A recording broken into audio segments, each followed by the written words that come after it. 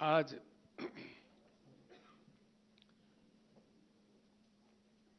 भारत के भविष्य को बदलने के लिए, भारत के सोच विचारधारा को बदलने के लिए एक संकल्प लेके भारत राष्ट्र समिति पार्टी का प्रस्थान शुरू हुआ है।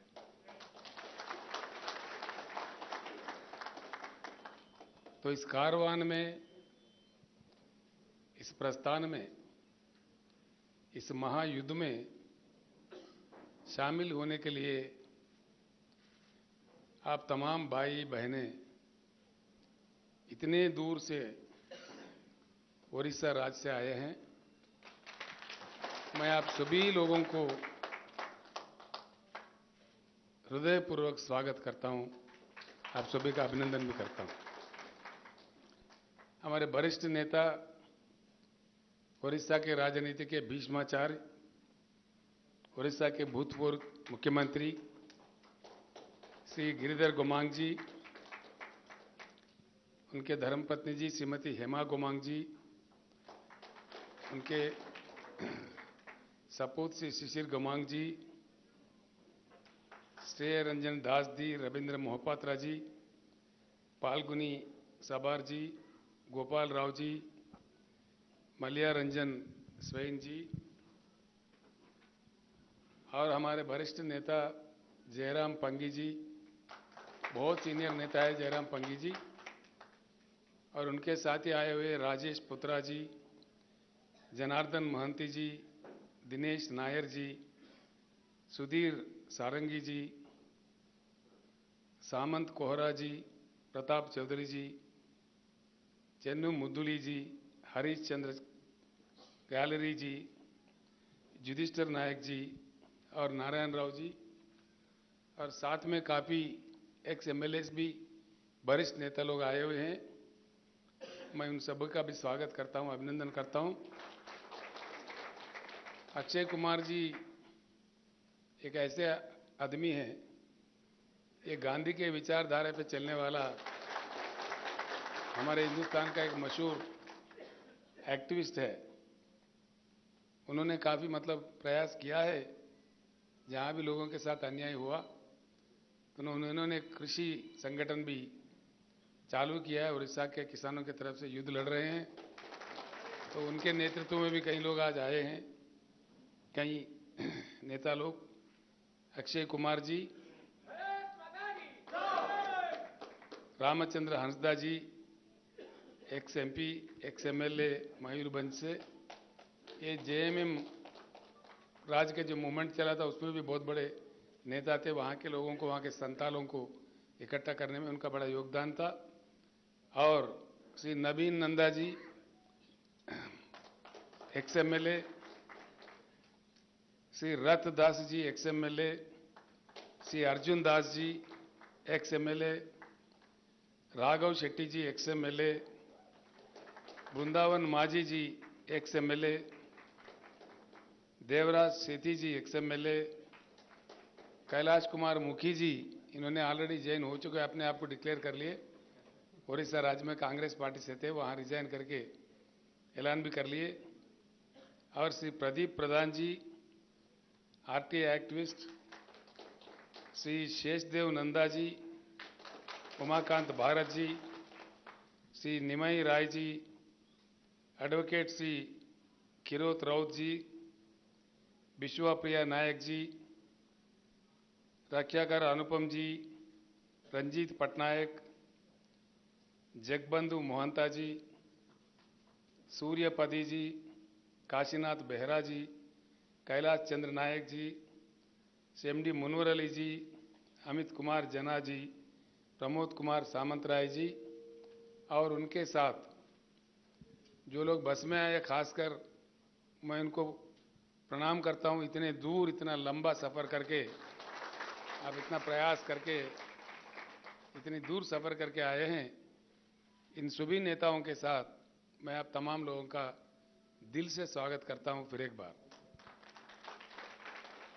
तो साथियों, आज देश 75 सालवा आज़ादी का जश्न मना रहे हैं।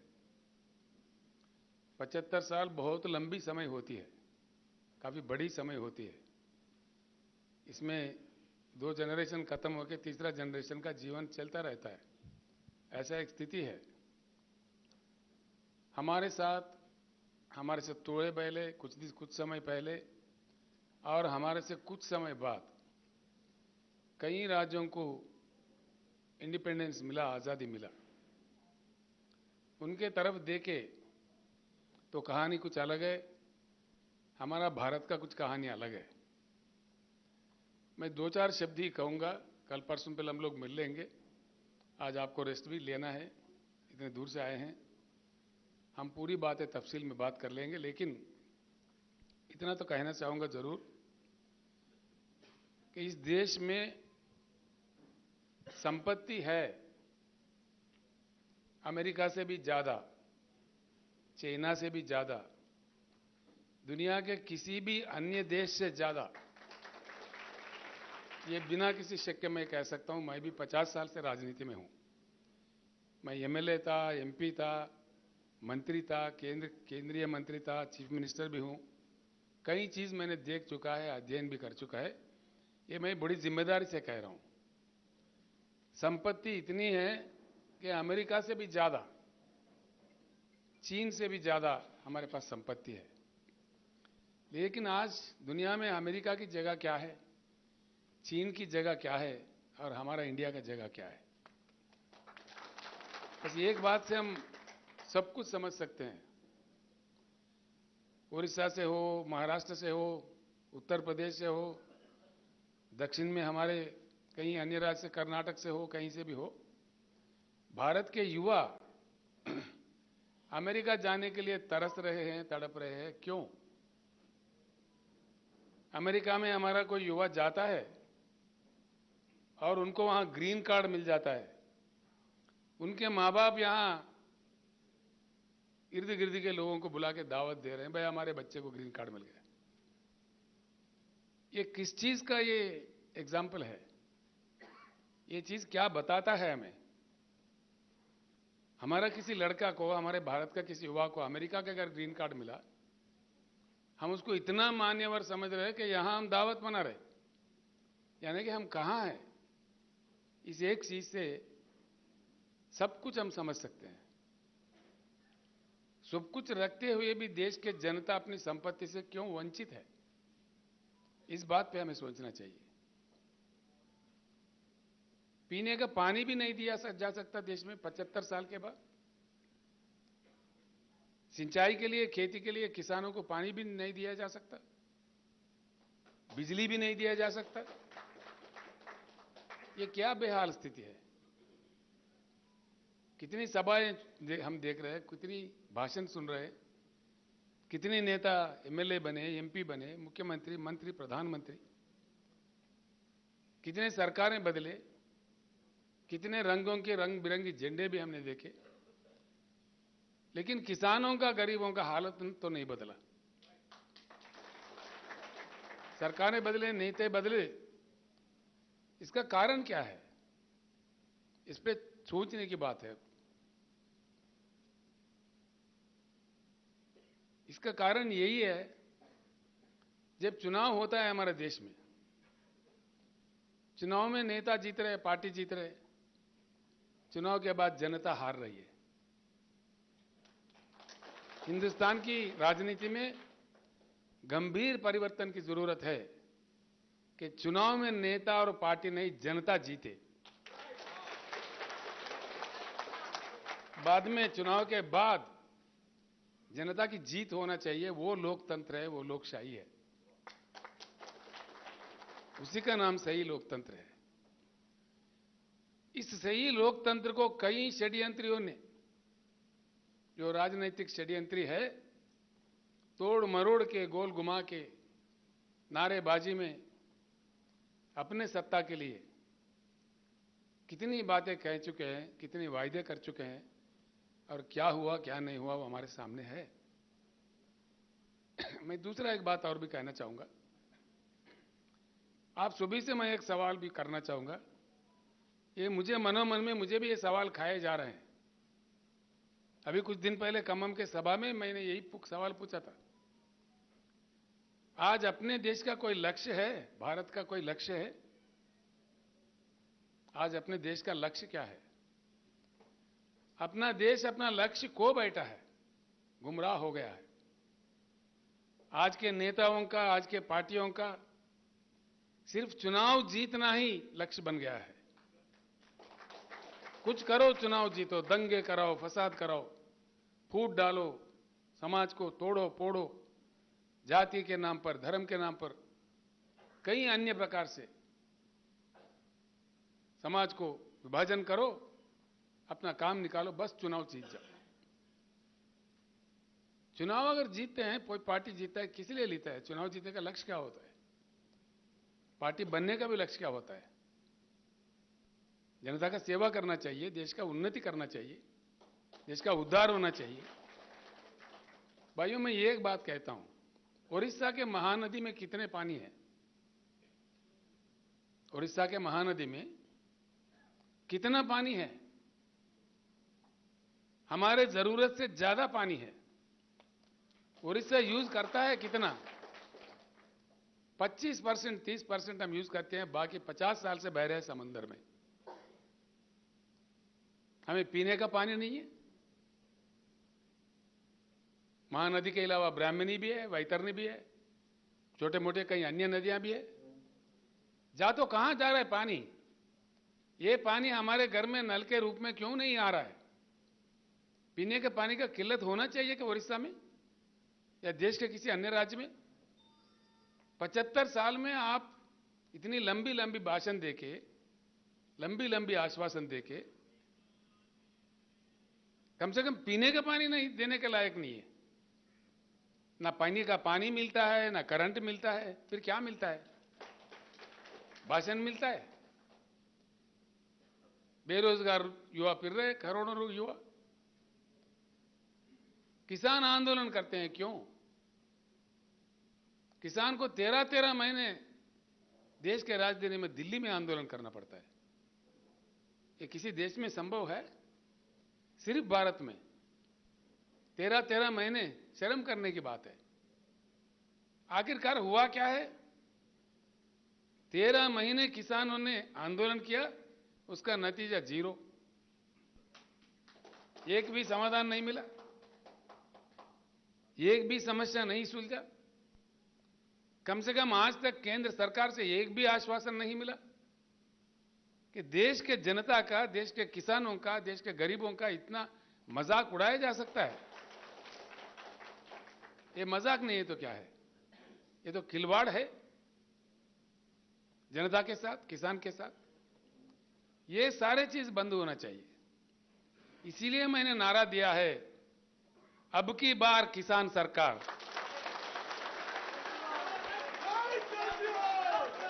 किसान हल चलाना ही नहीं, कलम चलाना भी सीखना चाहिए। आगे चुनाव में हमारा यही नारा होगा। काफी एमएलए हम बना चुके हैं, एमपी बना चुके हैं, मंत्री, मुख्यमंत्री, प्रधानमंत्री, क्या क्या नहीं बनाए। अब हमको ही, किसानों को ही एमएलए बनना है, एमएलए चुनना है और देश का कलमदान संभालना है। चलो तब हम देखते हैं कैसा पानी समंदर से नहीं जाते हुए भूभाग में कैसा नहीं आता, पीने का पानी भरपूर, पेट भर पानी कैसा नहीं आता। मैं एक मिसाल देता हूं भाइयों, आप लोगों को, बहनों। 8 साल पहले तेलंगाना में भी बड़ी किल्लत थी, बिजली का भी, पीने का पानी का भी, सिंचाई का पानी का भी। हर चीज के लिए हम भी यहां तरसते थे।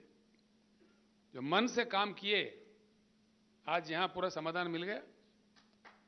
तेलंगाना के हर घर में, वो आदिवासी हो, बंजारा हो या बंजारा हिल के अमीर हो, सभी को एक ही तरह का पानी हर घर में नल के साथ, पूरे घर में, तेलंगाना के 100% घर में शुद्ध पानी, पोर्टेबल वाटर मिलता है। अगर ये बात तेलंगाना संभव में है, तेलंगाना में संभव हुआ है, बाकी पूरे देश में क्यों संभव नहीं है? अगर ये यहां हो सकता है तो उड़ीसा में क्यों नहीं होगा? राजस्थान में क्यों नहीं होगा?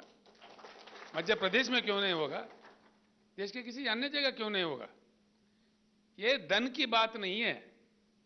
अब देखिए महाराष्ट्र राज्य में सबसे ज्यादा आत्महत्या किसान कर रहे हैं आज के समय में। अखबारों में पढ़ते हुए शर्म से हमारा सर झुक जाता है। क्या महाराष्ट्र के पास धन की कमी है? तेलंगाना तो महाराष्ट्र से कमजोर है। यहां किसान की आत्महत्या हमने बड़ी प्रयास करके कृषि क्षेत्र को खड़ा करके थोड़ी सुधार लाके यहां आत्महत्या हमने बंद किया। यहां से जो माइग्रेशन था, पलायन था लोगों का, 50% लोग पलायन होते थे महबूबनगर जैसे जिले से, सारे वापिस आ गए, सारे ही लोग वापिस आ गए। और आज किसान तेलंगाना का आत्महत्या नहीं कर रहे, बिल्कुल नहीं कर रहे, अपने सर उठा के जी रहे हैं। ये तेलंगाना में संभव है तो महाराष्ट्र में क्यों नहीं, उड़ीसा में क्यों नहीं? ये धन की बात नहीं है, मन की बात है। धन की कमी नहीं है, मन की कमी है। इच्छा शक्ति होना चाहिए, राजनीतिक इच्छा शक्ति होना चाहिए, पॉलिटिकल कमिटमेंट होना चाहिए। इसीलिए भाइयों मैं कह रहा हूं कि चुनाव में जनता जीतने की प्रक्रिया शुरू करेगा, वो परिवर्तन लाएगा भारत राष्ट्र समिति पार्टी। उस परिवर्तन के लिए ही देश का परिवर्तन चाहते हुए उच्च गुणवत्ता वाला परिवर्तन, क्वालिटेटिव चेंज लाने का प्रयास शुरू हुआ है और ये प्रस्थान विजय प्राप्त करेगा, मुझे पूर्ण विश्वास है। इसलिए कुछ लोग हमारे मजाक उड़ाएंगे, कोई बात नहीं है। वो मोटे लोग हैं, लंबे लोग हैं, चौड़े लोग हैं, उनके पास पैसे ज्यादा है, षड्यंत्र ज्यादा है, हाँ, तो सब कुछ है। हो सकता है हम गरीब है, लेकिन हमारे साथ न्याय है, उनके साथ वो नहीं है। हम जो मांग कर रहे हैं, न्याय की मांग कर रहे हैं। जब हम इंसान होकर पैदा हुए हैं, इंसानी हक जो होते हैं, जो ह्यूमन राइट होते हैं, ये भीख मांग के लेना नहीं चाहिए, ये तो छीन के लेना चाहिए। इसलिए कि हम इंसान हैं। जब हम इंसान बन बैठे तो इंसानी हक हमको मिलना चाहिए, इसको छीन लेना चाहिए अगर नहीं मिल रहा है। जब घी सीधी उंगली से नहीं निकलता तो टेढ़ा उंगली से निकालना चाहिए। यही काम कर सकता है, कुछ दूसरा काम नहीं कर सकता। हो सकता है कुछ मुश्किल झेलने पड़े, कुछ कठिनाइयों का सामना करना पड़े, कोई बात नहीं, चलते रहेंगे, आगे चल के विजय जरूर मिलेगा। एक ईमानदार सोच से पूर्ण देश का परिवर्तन चाहते हुए मैं एक दो बात करके अपनी बात समाप्त करता हूं। बिजली की कमी नहीं है देश में। स्थापित विद्युत शक्ति देश में 4 लाख मेगावाट से भी ज्यादा है। देश ने आज तक कभी 2,10,000 मेगावाट से ज्यादा इस्तेमाल नहीं किया। उड़ीसा में ही कहीं है बिजली घर बने। कितना सुंदर कोयला मिलता है अपने तालचेर में, ढेंकनाल में, कितना जबरदस्त कोयला मिलता है। इतना ज्यादा कोयला खदान रखते हुए ओडिशा में बिजली की किल्लत क्यों भैया, समझ में नहीं आता। इसके लिए हमको अमेरिका से भीख मांगनी है, किसी के सामने हाथ पसारने हैं, फिर इसके लिए भी हमें क्यों भीख मांगना पड़ता है? इसमें भी क्यों शॉर्टेज होता है? जो संपत्ति, यही कह रहा था, संपत्ति हमारे पास है। हमारे तालचेर में, हमारे ढेंकनाल में कितना जबरदस्त वर्ल्ड क्लास कोयला है। तो क्या हो रहा है उस कोयला का? आज जो नीति चल रही है देश में, जो जहां नुकसान आता है ठोक दो जनता पे। Socialisation of the losses, privatisation of the profits. समझ गए आपने? आज जो हो रहा है देश में, मैं आपसे ही कह रहा हूं, socialisation of losses and privatisation of profit. जहां नुकसान हो रहा है बता दो, नुकसान हो रहा, गैस बढ़ाओ, तेल बढ़ाओ, पेट्रोल बढ़ाओ, जनता का जेब काटो। जहां नुकसान होता है जनता के लिए, जनता के सर पे जाएगा नुकसान। जहां फायदेमंद चीजें दो, अदानी को दो, अंबानी को दो, टाटा को दो, बिरला को दो। This is what is happening in this country. यही तो चल रहा है। इस विश्व वलय से, इन षड्यंत्रियों से देश को बचाना है, देश को निकालना है। काफी समय हो चुका है। इसी के लिए शुरू हुआ है भारत राष्ट्र समिति। यह अभी चल पड़ा है। कभी कभी मुझे भी आश्चर्य होता है, जिस प्रकार का मुझे टेलीफोन्स आ रहे हैं, जिस प्रकार का रिस्पांस